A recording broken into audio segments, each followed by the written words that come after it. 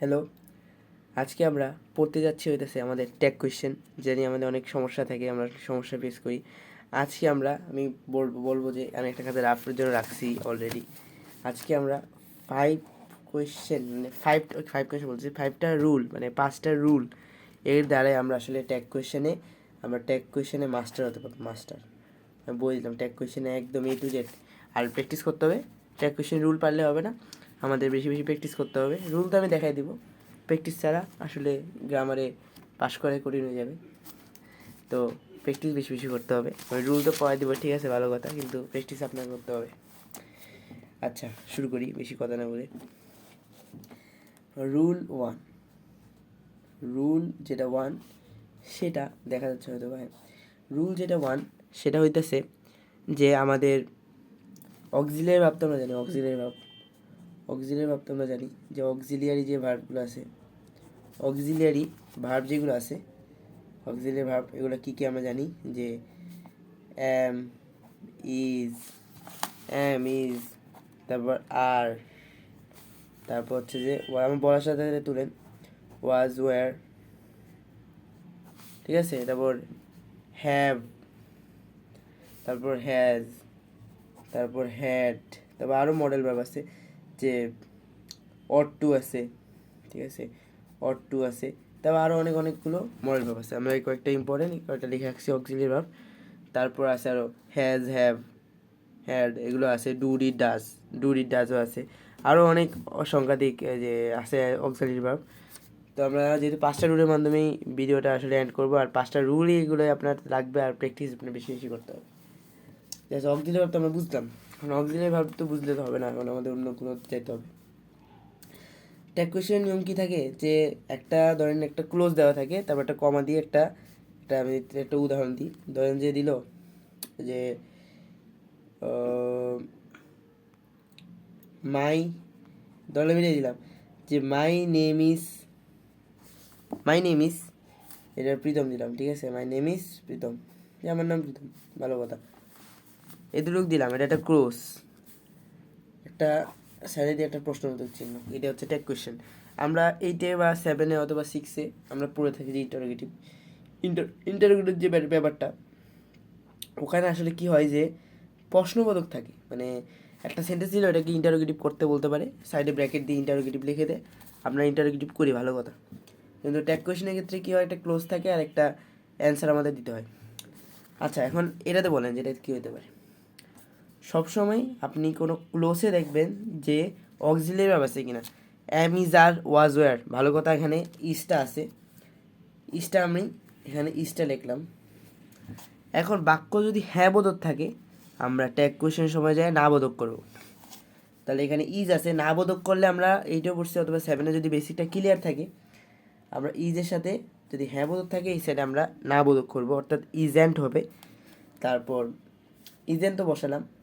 এখন দেখতে হবে এই যে এই নামটা, যে প্রীতম যে নামটা মানে আমার নামই, এই নামটা ছেলে নাকি মেয়ে। ওই পুরুষবাচক হয় তাহলে হি হবে, মহিলাবাচক অর্থাৎ স্ত্রীবাচক যদি হয় তাহলে হবে সি। এখন এটা যেহেতু পুরুষবাচক নাম, হ্যাঁ পুরুষবাচক নাম, তাহলে হবে হি, ঠিক আছে। এটা হচ্ছে my name is Pritam, isn't he, আসলে কি তার নাম প্রীতম, এটা প্রশ্ন করছে। আচ্ছা, ঠিক আছে, আরও অনেক উদাহরণ দেওয়া আছে, যেমন হি go to he was go to school, সে স্কুলে যেত, ঠিক আছে, এটা একটা পাস্ট টেন্সের সেন্টেন্স, সে স্কুলে যেত, ওয়াজ আছে, আমরা ওয়াজটাকে লিখবো, এটা যদি হ্যাঁ বোধক আছে আমরা এখানে না বোধক করে দিব, ভালো কথা, না বোধক করলাম। এখন কি বসাবো, হি যেহেতু হি আছে একলা, হিটা আমরা এখানে বসাই দিব, অ্যান্সার শেষ। এখন বলতে পারেন যে এটা রুল 1। আরও আরেকটু কথা আছে, যদি প্লুরাল যদি থাকে, যদি কোনো সেন্টেন্স যদি প্লুরাল থাকে, যদি ধরেন যে লেখলো যে একটা পার্সন বা নন পার্সন যদি প্লুরাল হয়, এটা কিসের ক্ষেত্রে হবে জানেন, নন পার্সন বা আমাদের পার্সন বা নন পার্সন যে ব্যাপারটা আছে, নন পার্সন বা পার্সনের ক্ষেত্রে আমাদের প্লুরাল হবে, অর্থাৎ প্লুরাল ক্ষেত্রে আমরা কি বসাবো, দে বসাবো। আমি একবার বলি, যদি পার্সন বা নন পার্সন থাকে তাহলে প্লুরাল যদি হয়, ধরেন যে দা দা আমাদের আরেকটা বিষয় বলে রাখি, দা কিন্তু একটা প্লুরাল শব্দ। দা স্টুডেন্টস, কতগুলো স্টুডেন্ট, এখানে অনেকগুলো স্টুডেন্ট বুঝেছি অবশ্যই দা দিয়ে। তো দা যদি থাকে কোনো সেন্টেন্সের শুরুতে, তা দিয়ে বসাবেন। এটা কোনো বা যে অক্সিলারি যে ভাবটা থাকবে, ওইটা বসাবেন। আর যদি দা থাকে তাহলে দিয়ে বসাই দেবেন, কোনো মানে অন্য চিন্তায় যাওয়া যাবে না, ঠিক আছে। প্লুরাল হলে দিয়ে হবে। তারপর সিঙ্গুলার হলে হি বা হ্যাজ হবে, ঠিক আছে। সিঙ্গুলার যে ব্যাপারটা, সিঙ্গুলার হলে কিন্তু আমাদের হি বা সি থাকে, ঠিক আছে। হি অথবা সি বসবে সিঙ্গুলারের ক্ষেত্রে, সিঙ্গুলার ভার্ব সিঙ্গুলার সাবজেক্ট, ঠিক আছে। Singular verb singular subject, singular subject, যদি আমরা বুঝি। তারপর এটা হচ্ছে আমাদের রুল নাম্বার 1। আরও আছে কিন্তু রুল নাম্বার 2তেও আছে। আচ্ছা, যে রুল নাম্বার 2তে যে ব্যাপারটা আসে সেটা হলো কিছু না, সেটা হইতেছে আমাদের যে আমরা যদি কাউকে যদি আহ্বান করি, তাহলে আমরা আসলে বসাই হচ্ছে ওন টিউ। যে আমি একটা দেখালাম সেন্টেন্স, আমরা ধরেন যে কাউকে, আমি এখানে লিখে দিই, কাউকে আহ্বান অথবা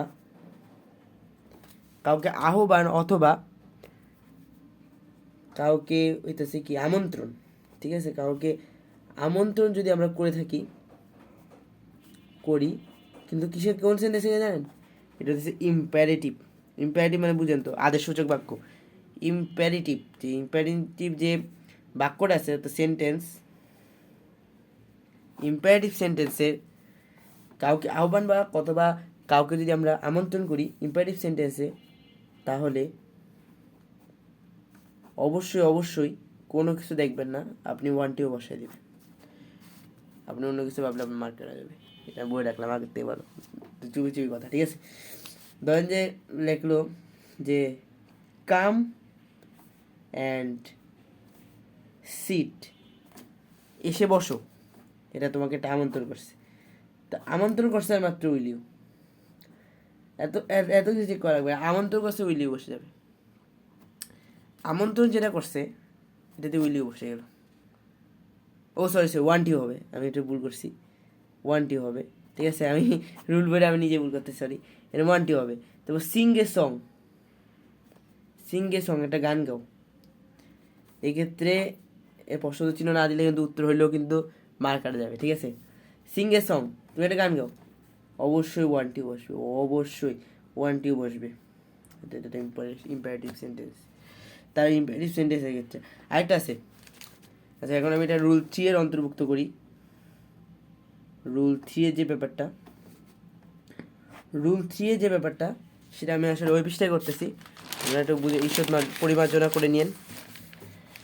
আচ্ছা, ইম্পারেটিভ সেন্টেন্স পারলে হবে না, ইম্পারেটিভ বুঝতে হবে। ইম্পারেটিভ সেন্টেন্সে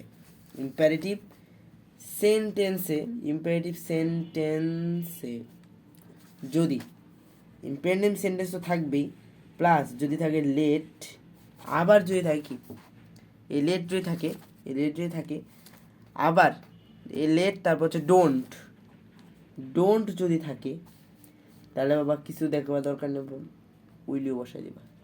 কোনো আসলে ভাবার বিষয় নেই, উইল ইউ বসাই দিবা। মানে উইল ইউ এটা কত ইম্পর্টেন্ট আমি বলি। তারপর তোমাকে বললো যে মেয়ে আল্লাহ লিখেছে, পরে লিখছে একটা কাজ, গডই লিখ, ঠিক আছে। একটা লিখতে হইলো মে গড ব্লেস আস, আল্লাহ লিখলো, সমস্যা নেই। পরীক্ষার সময় বিভিন্নভাবে আমাদের প্রশ্ন করবে, বিভিন্নভাবে আমাদের অ্যান্সার করতে হবে। মে গড ব্লেস ইউ, তো মে আল্লাহ ব্লেস ইউ একটা দিলে হবে। পরীক্ষার সময় একটা যেটা দিবে ওটা আপনি অ্যান্সার করতে হবে। গড কিন্তু মানে বিভিন্ন ধর্মক্ষেত্রে এটা গডই বেশিরভাগ প্রশ্নে বোর্ডে দেয়, তো আমি এটাই করতেছি। 23 সালে বোর্ডে আসছিল মে গড ব্লেস ইউ, এটা 23 সালে বোর্ডে আসছিল, 22-22-এও বোর্ডে আসছিল, তো এই অভিজ্ঞতা থেকে বলতেছি। মে গড ব্লেস ইউ, এখানে মে একটা অপটেটিভ সেন্টেন্স তো মে আছে। এখন আপনি বলবেন যে উইল ইউ কেন দিব। এখন উইল ইউ দেওয়ার একটা কারণ হচ্ছে যে তোমাকে একটা আদেশ প্রায় বলছে যে আমি বলতেছি যে তোমাকে উপরওয়ালা করবে, আশীর্বাদ করবে, তোমাকে উপরওয়ালা আশীর্বাদ করবে, তোমাকে উপরওয়ালা আশীর্বাদ করবে, তাহলে এটা কি হবে? অবশ্যই অবশ্যই উইলি হবে। টেস্ট ঠিক আছে। তারপর আরেকটা রুলস আছে, রুল নাম্বার 4 এর অন্তর্ভুক্ত আমি করব। এটা একটা আসলে ইম্পর্টেন্ট, যেটা বলতে গেলে প্রায় টেস্ট এটা তো বুঝছেন যে ইম্পারেটিভ সেন্টেন্সে যদি লেট থাকে অথবা ডোন্ট থাকে, এমনকি ইম্পারেটিভ সেন্টেন্স নিজে অন্তর্ভুক্ত থাকে, তাহলে উইলিও হবে। আবার বাক্যের গঠন অনুযায়ী অপটেটিভ সেন্টেন্স ও ইম্পারেটিভ সেন্টেন্সের মধ্যে অন্তর্ভুক্ত হতে পারে যদি বাক্য সঠিক থাকে। যে এখানে তো লিখলো যে কোনো কিছু লেখা নেই যে মে গড ব্লেস হি, এক্ষেত্রে কিন্তু উইলিও না, এক্ষেত্রে যে অক্সিলারি ভার্ব অনুযায়ী বসাবেন, না হলে ডু ডোন্ট ডাস, মানে ডু ডিড ডাস অনুযায়ী আমাদের সেন্টেন্সটা গঠন করতে হবে। আচ্ছা, রুল 4 যেটা আছে সেটা হইতেছে যদি সেন্টেন্সে যদি লেট আস ইম্পারেটিভ সেন্টেন্সে কিন্তু আমি শর্ট করে লিখি ইম্পারেটিভ অথবা লেট আস অথবা লেটস যদি থাকে, তাহলে আমরা অবশ্যই কী করে দিব জানেন? শেল উই বসাবো, শেল উই, আর কিছু দেখা দরকার নেই। শেল উই যেটা আছে এটা আমরা বসাই দিব, শেল উই যেটা আছে এটা বসাই দিব, শেল উইটা বসাই দিব। ধরেন যে লেটস ডু হোমওয়ার্ক, যেটা আপনারা করেনটা বলতেছি, লেটস ডু হোমওয়ার্ক, চলো একসাথে হোমওয়ার্ক করি, এটা কি হবে বলেন তো? লেটস ডু হোমওয়ার্ক, লেটস থাকলে শেল উই আমরা বসে যাবে। লেট আসও থাকতে পারে, যে লেট আচ্ছা, আপনি সাবজেক্টিভ ফ্রম অবজেক্টিভ ফ্রম পড়ছেন? আমি এই ভিডিওতে সাবজেক্টিভ ফ্রমও আর অবজেক্টিভ ফ্রমও আমি শিখিয়ে দিতেছি। সাবজেক্টিভ ফ্রম আর হইতেছে এখান থেকে যাবে হইতেছে অবজেক্টিভ ফ্রম, যে ব্যাপারটা আছে এটা আমরা একটু দেখব। সাবজেক্টিভ ফ্রম আর অবজেক্টিভ ফ্রমের মধ্যে পার্থক্য কী? সাবজেক্টে যদি থাকে যে মি, তাহলে ওখানে না এখানে যদি থাকে আই, তাহলে ওটা কিন্তু আই, ঠিক আছে? আই যদি থাকে তাহলে অবজেক্টিভ ফর্মে যাই মি হবে, আর সাবজেক্টিভ ফর্মে যদি উই থাকে তাহলে অবজেক্টিভ ফর্মে আস হবে। তারপর দে যদি থাকে সাবজেক্টিভ ফর্মে তাহলে হবে দেম। তারপর হইতেছে আমাদের দেম হবে। আচ্ছা, তারপর হচ্ছে যে আমাদের এই যে যদি থাকে উই তাহলে আস, দে বা দেম থাকলে, সি যেটা থাকবে, সি থাকলে হার হবে, হি থাকলে হিম হবে, আর কিছু নেই। আর এসব আই থাকলে মি হবে, উই থাকলে আস হবে, দে থাকলে দেম হবে, সি থাকলে হার হবে, হি থাকলে হিম হবে। আর এখানে সাবজেক্টিভ ফর্ম অবজেক্টিভ ফর্মে কোনো দায়িত্ব আপনাদের নাই, এদের উপর পড়লে হবে। তো রাফের জন্য আমি একটা খাতাই পৃষ্ঠা রাখছি। আচ্ছা, তারপর আবার কিছু শব্দ আছে, যেমন হার্ডলি, স্কেয়ারলি। আচ্ছা, এটা আমি একটা কাজ করি, রুল 5-এর অন্তর্ভুক্ত করি, ঠিক আছে? রুল 5-এর অন্তর্ভুক্ত করি। ই হার্ডলি, স্কেয়ারলি, তারপর যদি থাকে শেলডম, তারপর আরও আছে ফিউ, লিটেল, রেয়ারলি, তারপর নাথিং, তারপর নো ওয়ান, নান। আরও যত নাবোধক শব্দ আছে সবগুলো, এই যে আমি যেগুলো লিখছি সবগুলো কিওয়ার্ড জানেন? কি বলেন তো কিওয়ার্ড? ভিডিও যে চলতেছে কিওয়ার্ড বলে, সব হচ্ছে যে নাথিং ওয়ার্ড মানে বুঝেন? নাথিং ওয়ার্ড বা নো ওয়ার্ড, অর্থাৎ না বোধক, অর্থাৎ নেগেটিভ বলতে গেলে এই সবগুলো শব্দের একটাই অর্থ, এই পুরোটা হচ্ছে যে এক প্রকার নেগেটিভ ওয়ার্ড। এখন নেগেটিভ ওয়ার্ড কী কী এগুলো পড়বেন, এগুলো পড়ে যত না বোধক নো দিয়ে যত শব্দ আছে সবগুলোকে নেগেটিভ ওয়ার্ডকে অন্তর্ভুক্ত করে। ধরেন আমি একটা লিখলাম যে I am hardly to find you, আমি তোমাকে অনেক কষ্টের সাহায্যে পেয়েছি, ঠিক আছে? I am hardly to find you, এখানে এম আছে, ঠিক আছে? এটা একটা ঠিক আছে, অ্যামিজার কিন্তু এখানে এম আছে, এখন তোমাকে আমি এখন এখানে এই যে এটা কিন্তু নেগেটিভ ওয়ার্ড, অর্থাৎ একটা নেগেটিভ ওয়ার্ড মানে পুরো ক্লোজটাই নেগেটিভ, অর্থাৎ আমাকে এখানে অ্যাফার্মেটিভ অর্থাৎ অ্যাসার্টিভ সেন্টেন্স আমাদের এখানে আসলে লিখতে হবে। অ্যাসার্টিভ সেন্টেন্স আমরা যদি এখানে লিখি তাহলে আমরা কী লিখতে পারি, আপনারা বলুন কী লিখতে পারি। আচ্ছা ঠিক আছে, এখানে আমরা কী লিখতে পারি যে I am hardly to find you, তোমাকে আমি কষ্টের সাহায্যে পাইছি, তোমার নেগেটিভ আছে। তো নেগেটিভ থাকলে ট্যাগে কিন্তু আসলে অনেক সমস্যা থাকে মানুষের, তো ট্যাগের কারণে আমি অনেক বিস্তারিতভাবে বলতেছি। আচ্ছা, I am hardly to find you, তাহলে নেগেটিভ ওয়ার্ড এটা আমরা অ্যাসার্টিভ করতে হবে। অ্যাসার্টিভ করলে আমরা কী করবো, এম আছে, আমরা এমকে আমি লিখবো এম নট, না এম হচ্ছে আমি নেগেটিভ ওয়ার্ড, তাহলে এটা আমাদের অ্যাসার্টিভ করতে হবে, কোনো না বোধক দেওয়া যাবে না এই সাইডে। না বোধক হলে হ্যাঁ বোধক এই সাইডে করতে হবে, হ্যাঁ বোধক থাকলে না বোধক, যেহেতু এখানে হার্ডলি একটা নেগেটিভ ওয়ার্ড তাহলে এখানে হবে হ্যাঁ বোধক। তাহলে এম হার্ডলি একটা নেগেটিভ ওয়ার্ড, তাহলে এম এখন আমাদের একটা বসাতে হবে, এখানে আই এম আছে, এম আই হবে, এম আই হবে, এম আই হবে উত্তর, এম আই হবে আমাদের কাঙ্ক্ষিত উত্তর। আচ্ছা, তবে একটা আছে, যদি কোনো সেন্টেন্সে যদি মানে এটা আমি কোনো রুলে অন্তর্ভুক্ত করতেছি, রুল 5-এর মধ্যে আছে যে কোনো সেন্টেন্সে সাহায্যকারী ভাব না থাকলে কী করবেন। কোনো সেন্টেন্সে সাহায্যকারী, যেটা সাহায্যকারী যে ভাব থাকার কথা, সাহায্যকারী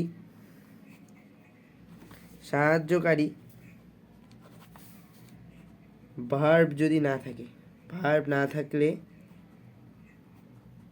একজন থাকবে। সব যদি উপরওয়ালা যে 3টা দরজা যদি বন্ধ করে অবশ্যই 4 নম্বর দরজা খোলা থাকবে।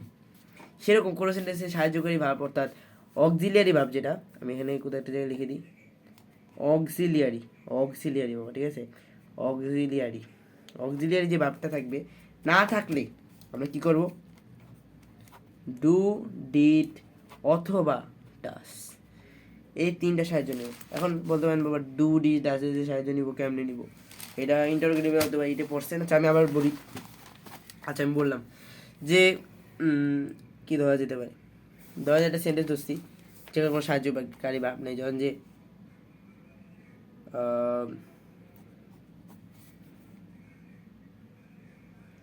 কী ধরা যেতে পারে আপনারা বলেন। ধরলাম যে হি ফরগেট মি, অথবা আই ফরগেট ইউ যদি ধরি, আই ফরগেট হিম, আমি তাকে ভুলে গেছি, আর আমি সাবজেক্ট, প্রথম কথা এটা, আমি তাকে ভুলে গেছি, আমি সাবজেক্ট হতে পারি।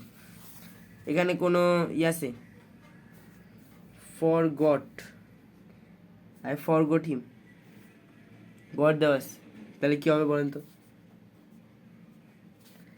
আমি এখানে একটা বলে দিই, ভার্ব 1 যদি থাকে তাহলে হবে ডোন্ট, ভার্ব 1 থাকলে ডোন্ট হবে, ভার্ব 1 প্লাস এস বা ইয়েস থাকলে আমাদের হবে ডাজেন্ট।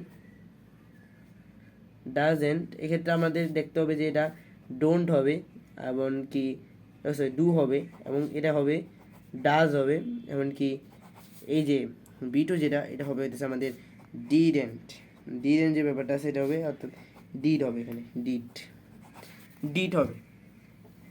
এখন এখানে হ্যাঁ বোধক আছে, অবশ্যই নাম করে দেবো, প্রথম সাবজেক্টে নিব, ডিডে নাই, আই ফরগেট হিম, ডিডে নাই, শেষ। আমি এখানে অনেক বিস্তারিতভাবে রুলগুলো নিয়ে একটা বিস্তারিত একটা কথা বলে দিছি। একটা আমি ধরলাম যে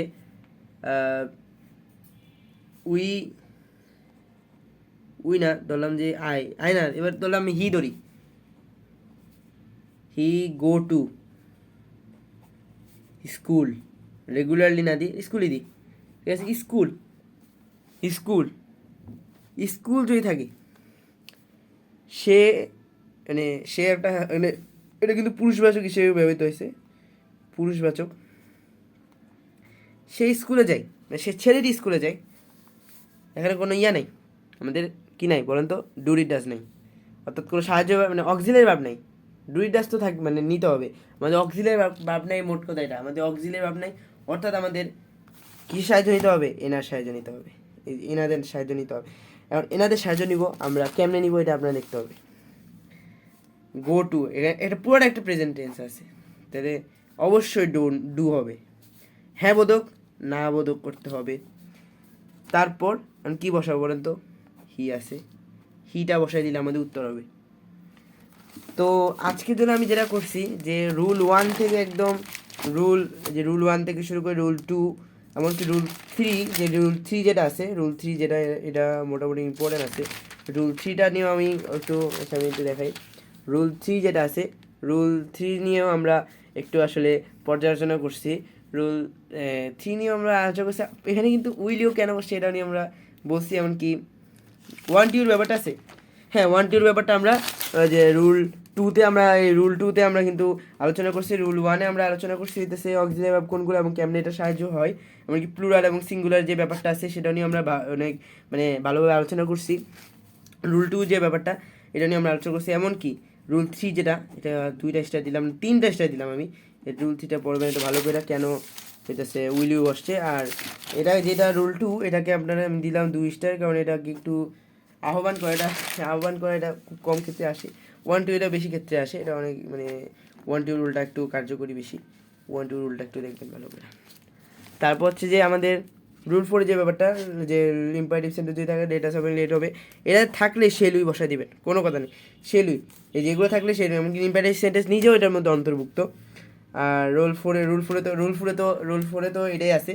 রুল 5-এ যে ব্যাপারটা, hardly, scarcely, seldom, few, little, rarely, nothing, no one, none, তারপর আরও যত সেন্টেন্স আছে সব ক্ষেত্রে আমাদের হইতেছে হবে নেগেটিভ। আর এখানে আমাদের ক্লসের পরটা অ্যাফার্মেটিভ করতে হবে। আর অক্সিলারি না থাকলে ডুডি ডাস করতে হবে। আরেকটা আমাদের রুল শিখাই দিই আপনাদের, এটা চোরা টেকনিক, এটা একটা ইম্পর্টেন্ট রুল, যে ব্যাপারটা লাস্ট বলতে কি, এটা তো শিখাই দিতেছি, এটা একটু ইম্পর্টেন্ট, কি নোটে রাখতে পারেন। এভরিবডি, এভরিথিং, এভরিবডি যত কিছু আছে, এভরিবডি সব কিছু আছে, এভরিবডি এগুলো যদি থাকে তাহলে কী হবে, ধরেন যে এভরি মাদার, এভরিবডি লাইকস দিলাম, ইচ্ছা করে দিছি, লাইকস হিজ মাদার, সবাই তার মাকে অনেক ভালোবাসে।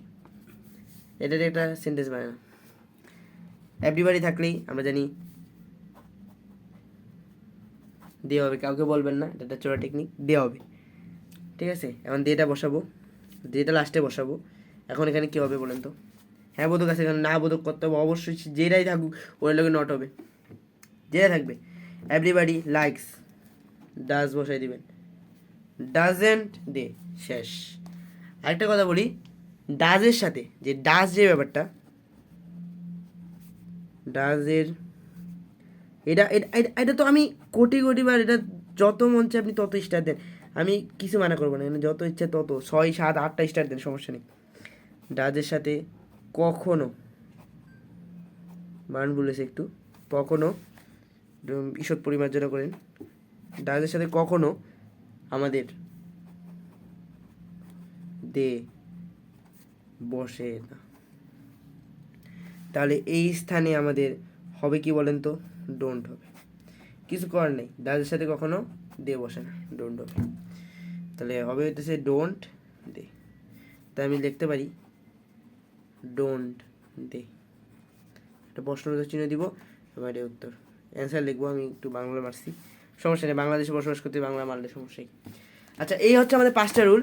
আপনারা যদি 5টা রুল যদি ভালো করে দেখেন, তাহলে আপনাকে কোনো কী বলবার, কোনো যেইটাই টেক কোয়েশ্চেন এটা আপনার মিস হবে না। আমি চোরা টেকনিকও শিখাই দিছি, সমস্যা নেই। তো আমি পরের ভিডিওতে প্র্যাকটিস নিয়ে আলোচনা করব, যে টপ 20-30টার মতো আমি যে কোয়েশ্চেন যেটা আছে এটা আমি আপনাদের সলভ করে দেখাবো, যাতে A to Z আপনাদের টেক কোয়েশ্চেনে যাতে কোনো সমস্যাই না থাকে, এটা নিয়ে আলোচনা করব। তো আজকের মতো এতটুকুই, ধন্যবাদ, থ্যাংক ইউ। ভিডিওটা একটু দেখে লাইক, সাবস্ক্রাইব করবেন, শেয়ার করবেন, এটাই আশা জানিয়ে, ভিডিওটা যদি উপকৃত হন আশা জানিয়ে আজকে ভিডিওটা এখানেই এন্ড করছি।